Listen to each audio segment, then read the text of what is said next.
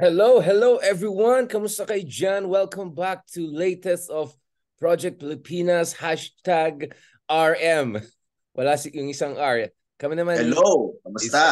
ito naman isa sa ating mga paboritong co-host.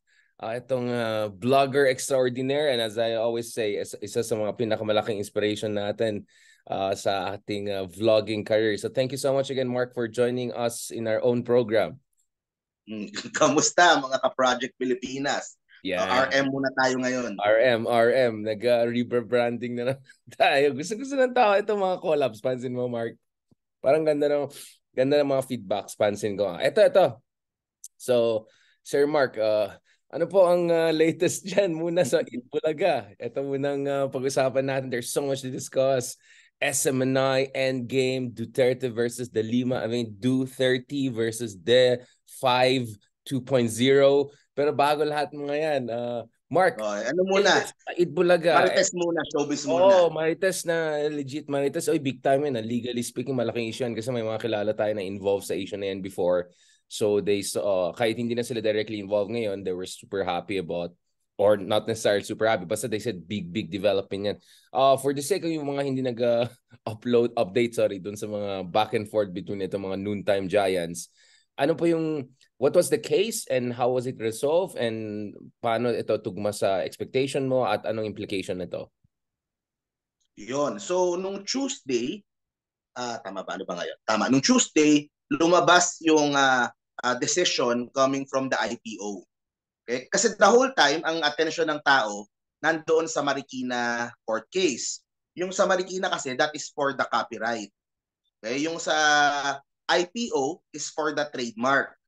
Kasi nung nagsimula yung buong gulo na to, nag-file ng request for cancellation. Minove nila to cancel yung trademark na pag-aari ng tape. Okay? So, tumagal ng mga 6 months at lumabas yung desisyon a few days ago na kinakansela yung trademark na pag-aari ng tape. Tapos, kanina, parang sinabi ng attorney nila, na yung kay Joey De Leon na trademark, yun ang maa-approve. So nung Wednesday, nag-press con sila, nag-attend ako nung press con, doon nila in-explain lahat yung mga pangyayari. And ang epekto nito ay they started using na yung Itbulaga kaagad. Before kasi, for the last 6 months, EAT lang sila, EAT. They were playing safe. Kasi if they use Itbulaga, the other side, for sure, will file charges, will file trademark infringement. So, siguro, they decided on their part na hintayin na muna yung process. They changed the name to EAT. Pero ngayong lumabas na yung kanilang trademark and it was awarded to Joey De Leon, they are now, kumaga sinasabi na nila yung Itbulaga parati during the show, sa theme song. Kasi before, di ba, yung sa theme song, EAT lang. Tapos yung mga audience, ganun din, they are Itbulagana. Pero yung name ng show, EAT pa rin. Siguro they plan to revert back to Itbulaga by January 1. Parang ganun yung plano nila. Sa panig naman ng tape, they still can appeal. Okay, pwede nilang i-appeal yung decision na to. Apat na una doon sa Bureau of Legal Affairs ng IPO, tapos yung head ng IPO, tapos Court of Appeals, tapos Supreme Court. So maraming levels pa yung pwede nilang pag-apilan, pero ang problema lang nga, as of now, wala silang trademark registration, yung side ng TVJ ang meron. So yun ang problem facing tape ngayon. Interesting. So what you're saying is come 2024 in 3 weeks time or so, magiging Itbulaga na yung nasa TV5, yung sila Joy De Leon, the original trio. And then yung GMA Network, baka sila na lang kailangan ng EAT. I mean, like, what's gonna happen? Kasi syempre, mahabang usapan yan if they're gonna appeal it. And if this is gonna go all the way to the Supreme Court, it could take years, if not a decade or so. So, anong expectation? Ano yung Marites ngayon? Inside industry Marites in terms of branding? Kasi magre-rebranding na ulit back to Itbulaga yung isa sa TV5. So, as of now, yung statement ng tape, matigas sila. Nagsalita si Paulo Contes, tas hindi nag sa TVJ, na kahit anong mangyari, we are still here. At tapos he ended by saying na kami ang this is Eat Bulaga. Kumano na siya. So nabash na naman si Paulo Contis uli because of that. Mukhang matigas sila sa ngayon. Pero we don't know how long. Tinanong yung TVJ if they are planning to magpa-file ng additional charges or additional mga sa court. Pero hindi na. So they are just going to wait doon sa copyright na case. Yun na lang yung gagamitin nila na kaso to try to stop tape from using Eat Bulaga. Kasi yung sa kasi explain ko lang din para sa mga hindi pamilyar. Yung dalawang case please. yan. Oo, dalawang case yan. IPO at saka trademark. Yes. The IPO and trademark is yon isa. One is IPO para sa trademark, the other one is Marikina para sa copyright. Okay? Yeah, so sorry. yung intellectual property, yung isa sa Intellectual Property Office, yung sa copyright, yung isa trademark. Okay, paki-explain. Trademark yung sa Intellectual Property Office. Yun yung napanalunan nila Joey De Leon kahapon ng isang araw. Yung copyright naman. And yung copyright naman sa Marikina, anong expectation? Sa Marikina. Yung copyright naman, para sa mga hindi familiar dun sa case, actually, basta ang ganda ng strategy, explain ko later. Yung copyright, ang kinaso nila sa tape ay dahil dun sa after they resign, nag-resign sila nung kalagitnaan ng taon, di ba? The next few days, nagpalabas ng replay itong tape ng old episodes ng Eat Bulaga. So copyright infringement, yun yung sinasabi nila. Copyright infringement yung kanilang final. Dahil dun sa mga araw na yon, they showed episodes with Tito Vic and Joey nang walang pahintulot mula sa Tito Vic and Joey. Ang malaking problema kasi ng tape dito, lahat ng mga dealings with Tito Vic and Joey, walang kontrata lahat.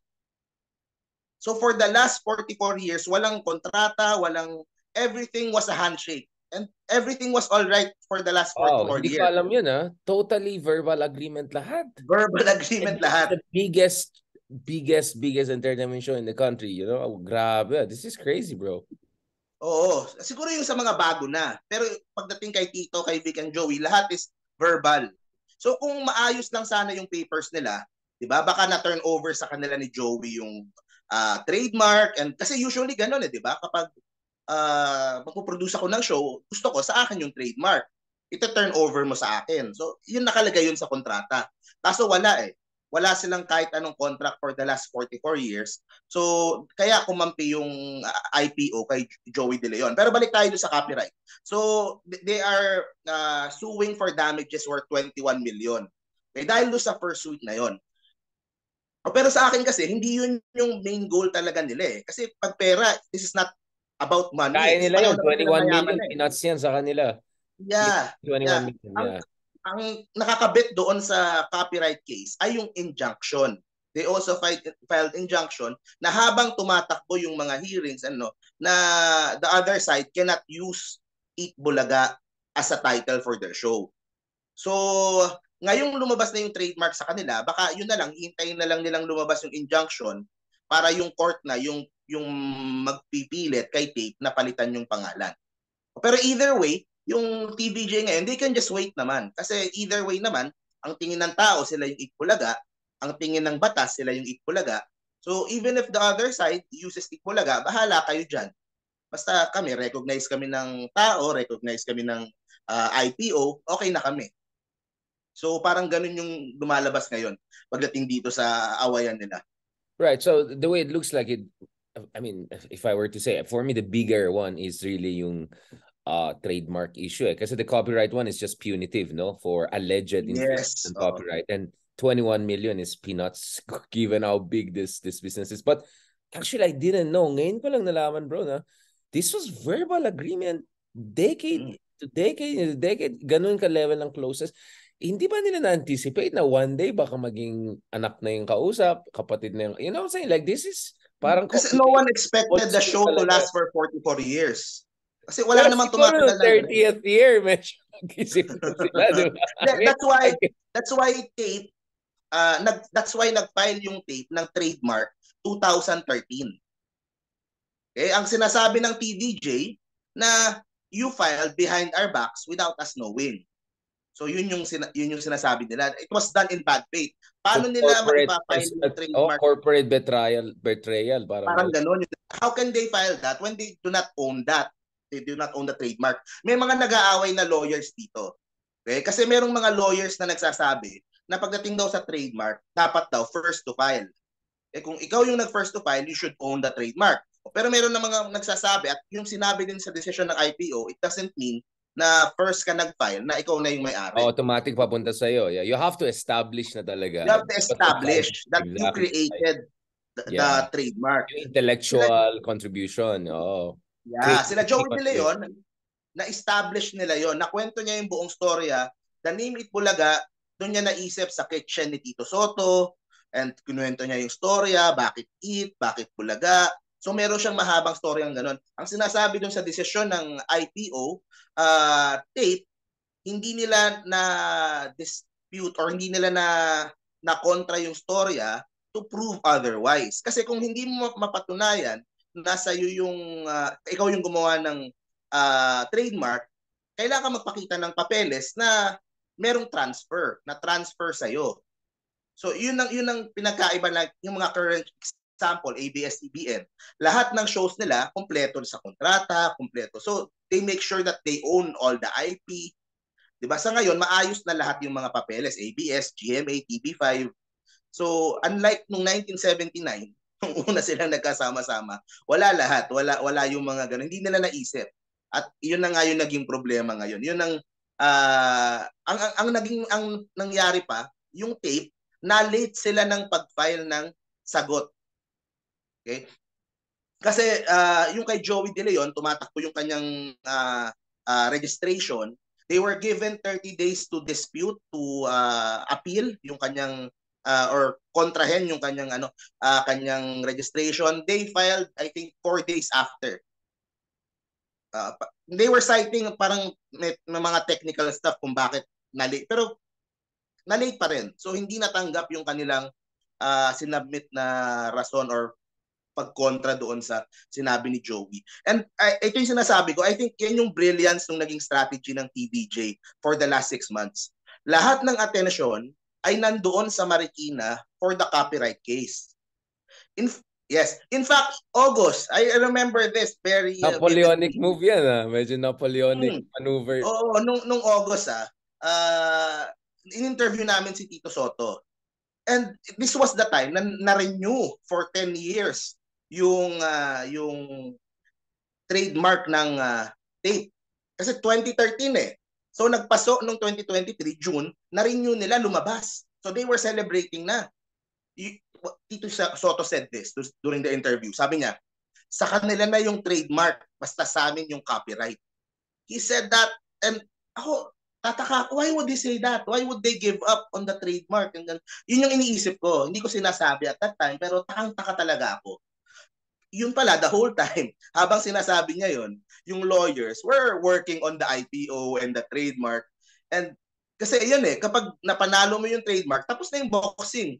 Diba? Like you said, yung copyright is punitive eh. So, yun yung isa sa talagang strategy nila, which worked well. And yun nga, nanalo na nga ngayon. So ngayon, they just have to defend it lang from mga appeals ng tape. Yeah, so wow, that's very interesting legal story also. No? Siguro maybe next time try natin interviewin alam mo si Attorney Star Elampara, diba? Yung interview natin. Yeah, oo. Kasi she knows a thing or two directly about mga issue na yun. Siguro we can talk about the legal part. But from what I gather here, it looks like nagbigay ng, kunyari nag-white flag na tanggap na namin yan. We lost the big fight. Let's just settle for some. Yung pala, they're still working on the big one. And the second one is, yes, one is really proprietary. The other one is really punitive, di ba? Pag panalo ka na sa trademark, kahit anong babayaran mo na lang sa mga punishment sa copyright infringement, wala na yan. Because you got the golden goose. You got the golden goose, no? So, it's a very interesting case. Aba, talagang legal reporter ka na ngayon, pare, Oo. I spent how many days? 8 days. No? 8 araw akong sa Marikina every time na lahat ng mga nag-testify. So nagsimula yan si Joey De Leon, si Tito Soto, tapos yung sa kabilang side, nag-testify si Romy Halosos Sr., si Malucho Afagar, yung mga big names dun sa kabila. So I attended yung mga hearings. I wasn't able to watch the proceedings pero na-interview ko sila before and after nung mga including yung mga abogado, si Attorney Buko and si Attorney Maggie doon sa side ng tape. Na celebrity lawyers na sila, sumikat sila dito sa sa sa case na ito. It's really the case of the year talagang. Actually, case of the century yan. I mean, from what I understand, kasi some people, na close to me na mga legal people na kinausap ko na involved pa rin sa case na yan hanggang today. They were telling me about how this is turning big na wow, this is so tatakbo ng senador na yung isa. Yeah, he is polling at number 2 parate. Just behind Erwin Tulfo, di ba? So 1 and 2 sila parate. So medyo sure na tatakbo for Senate siguro si Tito Sen. Pero may laban din yung kabila kasi top 5, top 6 naman yung isang host sa kabila, si GMA Network sa senatorial. Sino si Yorme? Si Yorme, oo. Pero yun nga, si Yorme naman is just a host. Hindi naman siya, kasi in the end, this is a battle naman of Tito Vic and Joey and the Halosos eh. So silang dalawa naman yung Si Paulo madalas nababash, pero sa akin dapat the host naman should be separate naman kasi it's not their fight. It's really the fight lang talaga nung dalawang mag-partner na yon before na nahati ng ganyan. So yan, so medyo tagilid. This is the latest na I'm hearing now. Merong mga article kasi na lumabas from the side ng tape, okay? Na ito yung mga vloggers na malapit sa kanila. So medyo tinitingnan ko din yung mga signs na tape is starting to look daw for possible names na pwede nilang ipalit. Okay? Sa Itbulaga, in case lumabas yung injunction. So they wala silang choice, they really need to change. So they are looking na at possible names na pwedeng ipalit.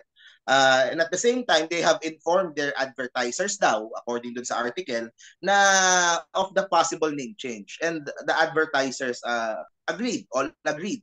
So ibig sabihin, walang problema sa advertisers even if they change their names. Sa GMA, wala namang problema kasi block time sila hanggang end of 2024. So kahit anong show ilagay nila doon, walang problema sa GMA. So na-corner na nila yung market na yan for 1 year. Do you have any idea what are the potential name replacements? So what we're saying is that there's more than 50% chance na EAT will be Itbulaga come January 1 or somewhere along those lines. And then yung kabila, because, well, they're appealing and all of that, but as things stand, hindi na nila pwede gamitin yung Itbulaga very soon, di ba? So what are the possible alternative names na pwede gamitin ng GMA? Let's just call it the Paolo Contis Club. Wag na si Yorme, wag na natin idamay si Yorme kasi kawawa si Yorme, bago lang siya dito eh. Ito bro, anong marites, internal marites mo? Wala pa exactly. Ang pinakamalapit ang races they use is tahanang pinakamasaya, pero parang hindi siya pasok for a name ng pero yun yung tagline nila tahanang pinakamasaya, which is parang tape, di ba? Tahanang pinakamasaya. G Sagedi yung portion ni Yorme, that's another one. And another one, yung portion nila, yung parang bulagaan dati, is EB Happy. Okay? Kaso there's a problem din doon. Kasi ang desisyon ng IPO includes Bulaga and EB. And lahat ng so baka ma-trademark din, medyo lahat ng pwedeng i-derive doon. Unless papayagan sila ng TVJ na sige magpapalit kami, EB Happy na lang kami. Huwag niyo na kaming kontrahin. Unless merong ganun silang mapag-usapan siguro. Arrangement. Para matapos. Huwag na kayo mag-appeal. Eto na sa inyo, konsuelo niyo na yan para tapos na usapan. Huwag lang sana Buljakan or something like that. Bulagaan or yan, mga ganyan. Even Bulagaan is yun nga baka mapupunta na din yun sa TVJ. Kasi masyado siyang malapit. Get that from Bulaga. So, meron ding report kanina na baka by January 1, they will have a new logo. Bulaga sa TV5 will have a new logo. Tapos, yung theme song, babaguhin na. Aalisin na yung EAP. I-retire na yung EAP and it will just be Itbulaga. Kasi ngayon, ang pangalan pa rin ng show, technically, is EAP pa rin. Hindi pa rin nila binabago. Pero during the show, they mention na parati Itbulaga. Pero yung pinaka-title si ET, baka by January 1, they will go full Itbulaga. Kung gusto niyo magkaso, yung ang problema, wala ding makakaso yung tape kasi trademark infringement, you don't own a trademark. So may mga ganun eh. So hindi ko sure kung paano i-manage yun ng tape if ever they Bro, decide may na suggestion dito, why not ano na lang para lahat na lang awayin nila. It's Showtime, EAT. It Showtime para lahat na lang awayin na nila yan, bardagulan. o kaya sila na lang yung mag-EAT. Magpalit sila. Yung EAT sa GMA7, yung sa ano yung ano. Pero it would be a completely different name. Pero ang sinasabi ko din nga, it would be advantageous din naman to the haluskos and to tape. Kung magpalit kasi sila ng name, una, mababawasan yung galit ng mga tao. So maybe we can start with the healing. Pangalawa, yung sa mga artista na ayaw mag-guess dahil Itbulaga yung pangalan ng ano. Kasi marami yan. Like, example, Alvin Richards, Michael V. Mga some of the biggest names sa GMA7 ang hindi nag-guest doon sa tape na show out of respect sa Tito Vic and Joey. So, kung magpalit sila ng totally different na name, pwede na sila ma-host. Pwede na, okay na yon, di ba? It's different na. That's a good. I didn't know that. So there was a parang boycott pala Abre de Honor, something like that, no? Parang may boycott out of sense of honor yung mga ibang bigatin sa GMA network because of, you know, yung kanilang historical ties. So kaya pala na parang yun nga, they had the name of Itbulaga pero parang may boycott na nangyari sa kanila, di ba? Ng mga ibang bigatin. So that could be parang silent boycott. Silent boycott. So ang mangyari dito is they will rebrand but at least they'll possibly be able to access it ng mga big names who can help them to build a whole new franchise. Yes. Diba? Yeah. Which is yun naman talaga yung sinasuggest in the first place. Kaso humaba tayo ng ganito. Pero yun nga, yun actually ang laking issue niyan kasi for example, last week, nag-guest sa tape Itbulaga sa GMA si Rochelle Pangilinan ng Sex Bomb. So yun lang, nag-guest lang yung isang sex bomb. Yung mga sex bomb people. Hindi, they were ano yan eh, parang iconic part yan ng Itbulaga sabagay. Rochelle was the leader of Sex Bomb Dancer. So ang laking issue din yan. Pinag-usapan din, merong ilang nang babash, ganun, pataas and pababa. so parang ganun, parang if you mag-appear ka dyan sa show ng tape, parang you are betraying. May mga ganun nagsasabi. Konti lang naman nung last week, pero it's always an issue. So hopefully, pag nagpalit ng pangalan, wala na yung ganung issue. And they would... I like that. So parang essentially, it's gonna be a new era, but not necessarily zero sum in a sense na one side panalo and then talo yung kabila. No, kabila will have a new start. No, fresh start. Good reset for original OG Itbulaga and then fresh start na sa kabila. Kasi may stigma yan eh. Siyempre, alam natin, Pilipinas din yan. Siguro kung sa Amerika, iba yung kultura nila. Sa Pilipinas, kahit out of respect lang, not even the legal argument, which now has been settled, parang ayaw mo naman i-deny yung tatlo na yan, diba? I mean, I'm not a fan necessarily of Joey De Leon and this kind of people, but in fairness sa kanila, talagang this is their life passion eh, diba? Parang baby na nila ito eh, diba? So, ibang usapan yun. So, I understand bakit yung mga iba na sa industriya, they had to put that silent kind of boycott on this. Last point, bro, before we go naman dun sa isa pang interesting development, SMNI naman, from Itbulaga to SMNI, isa rin yan, diba? Just a question. I hope I'm not gonna put you in the spot. I mean, you're close to people on both sides of this. How do you navigate that, to put it nicely? Nung simula, ang hirap. From the start, ang hirap talaga. I started covering this issue, Feb, nung there were parang maliit na talks pa lang about doon sa gulo. Sumabog yung issue end of May. Tama ba? End of May. Bumalik, end of May, tama. Nung sumabog yung issue, nag-resign yung Tito Vic and Joey. At that time, kakampi na ako sa Tito Vic and Joey. So, I have taken their side na. Oo. Hindi, most of the people naman sa TVJ yung nag-side. Even then, gets na natin eh. Oo eh. Siyempre sentimental eh. Sila yung napapanood mo eh. A week later, sumama si Yorme sa GMA7. So, nandun yung ano talaga. Naalala ko yan. Oo, kasi nandun yung Lake ka, di ba? Oo, medyo conflict talaga. Sorry if I'm spilling some beans, but I'm just trying to tell people, si Mark Gamboa is not just maritesing this. He has been invested in this issue. He's been following this like an investigative journalist, if I can even put it that way. So this is me, bro, showing my respect dun sa legwork na ginawa mo sa issue na yan. Kaya maraming salamat sa'yo kasi for me, ikaw yung number one authority aside from the lawyers involved in this na nakausap ko. So maybe next time we can talk also to some legal people advice. But I really appreciate this one, bro.